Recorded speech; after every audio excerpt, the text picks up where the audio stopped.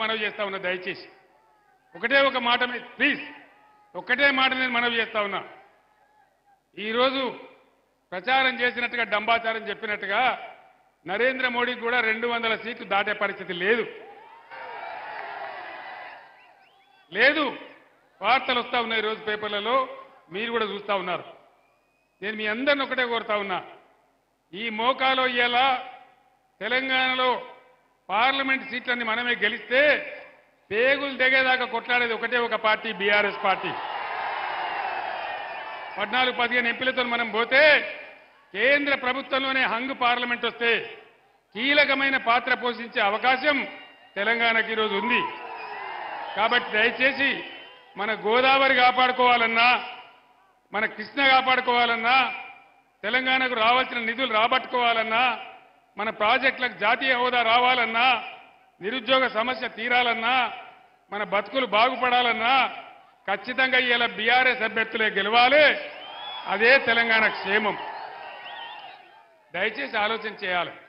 నేను చెప్పేది ఆశామాషి మాట కాదు. రైతు బంధు పోయిందా? కరెంటు బంద్ అయిందా? కోతలు వచ్చినాయా? వడ్లు కొంటున్నారా? బోనస్ ఇస్తున్నారా? బోనస్ బోగస్ అయిందా?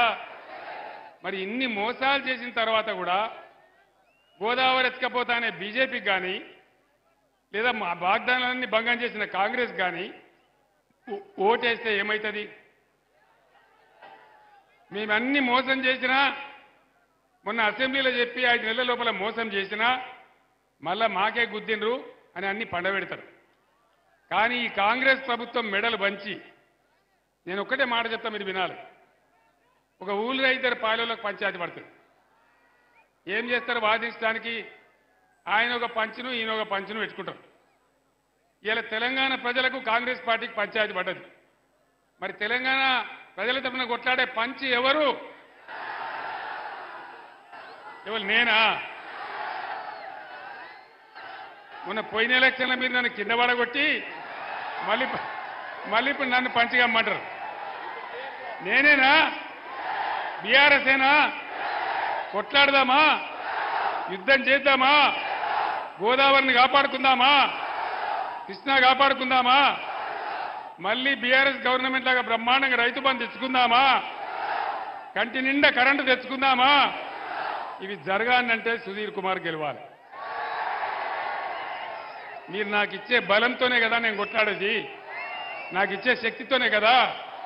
కాబట్టి మీ అందరు నేను ఒకటే కోరుతా ఉన్నా, ఇక్కడ ఒక మనిషికి టికెట్ ఇచ్చినాం, ఉప ముఖ్యమంత్రి పదవి ఇచ్చినాం. ఎందుకు మారిపోయింది ఆయన పార్టీ? ఎందుకోసం మారింది పార్టీ? నేను ఒక్కటే మాట చెప్తా ఉన్నా, కడియం శ్రీహరి సరే నేను అనలేను, ఆ మాట నా నోట నేను అనలేను. కానీ ఆయన చేసిన మోసానికి శాశ్వతంగా ఆయన రాజకీయ జీవితం సమాధి చేసుకుంటే మనవి చేస్తా ఉన్నా. ఇంకొక 3 నెలల్లో సుప్రీంకోర్టు తీర్పు ప్రకారం ఇంకొక 3 నెలల్లో స్టేషన్ గన్పూర్ కాన్స్టిట్యున్సీకి బై ఎలక్షన్ రాక తప్పదు. మన రాజయ్య ఎమ్మెల్యే కాక కూడా తప్పదు. మీరు రాసి పెట్టండి. నేను చెప్తున్న జరగబోయే సత్యం. ఖచ్చితంగా 3 నెలల్లో బై ఎలక్షన్ రాక తప్ప స్టేషన్ గన్పూర్కు ఇదే రాజయ్య గారు ఎమ్మెల్యే కాక తప్పడది నేను మనవి చేస్తా ఉన్నా. ద్రోవులకు చెప్పే గుణపాఠం అదే. रियासत तेलंगाना के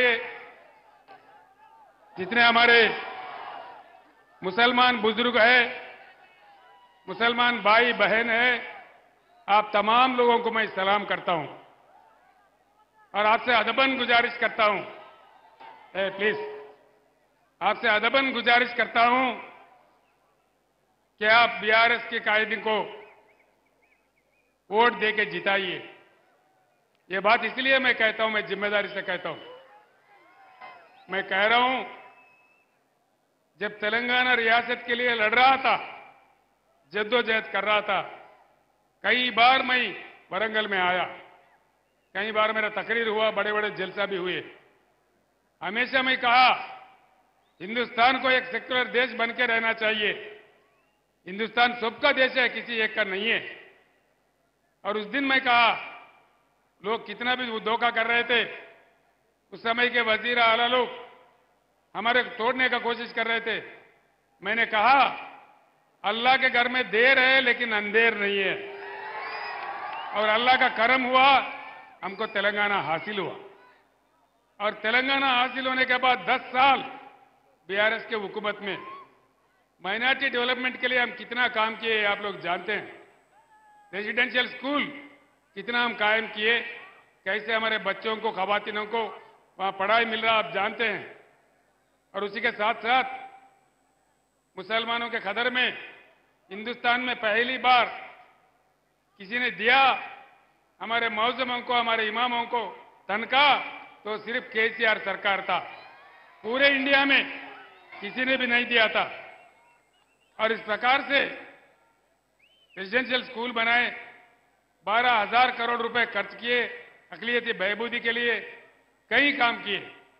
मैं आपसे एक ही गुजारिश करता हूं, बीआरएस एक सेक्युलर तहरीक है, सेक्युलर तहरीक ही रहेगा।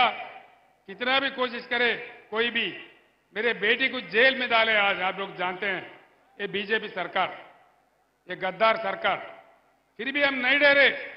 जिंदगी जब तक है हम सेक्युलर ही रहेंगे, सभी का हिफाजत करेंगे, सबको साथ लेके चलेंगे। कहीं वहम में आज जंग है बीआरएस और बीजेपी के बीच में। आप लोग अगर कहीं किसी के बात में जाके कांग्रेस को वोट डालेंगे तो बीजेपी एमपी जीतेंगे रियासत तेलंगाना से, इससे हमारा कोई फायदा नहीं। यहाँ बीजेपी का जड़ निकाल के फेंक देना चाहिए, उसको पैदा नहीं होना देना चाहिए। आज भी कौमी एग्जैक्टी का एक मीटिंग हो रहा था, उस पर बीजेपी वालों ने जाके हमला किया। ये क्या तरीका है? अगर इन चीजों को रोकना है, 10 साल बिना किसी दंगा के, बिना किसी फसाद के, अमन के साथ हमने रियासत को चलाया। मैं आपसे गुजारिश करता हूं, सोच लीजिए आप लोग, बीआरएस का तायद कीजिए, ताउन कीजिए और बीआरएस के रुकने असेंबली को जिताइए, इसे रुकने पार्लियामेंट को जिताइए।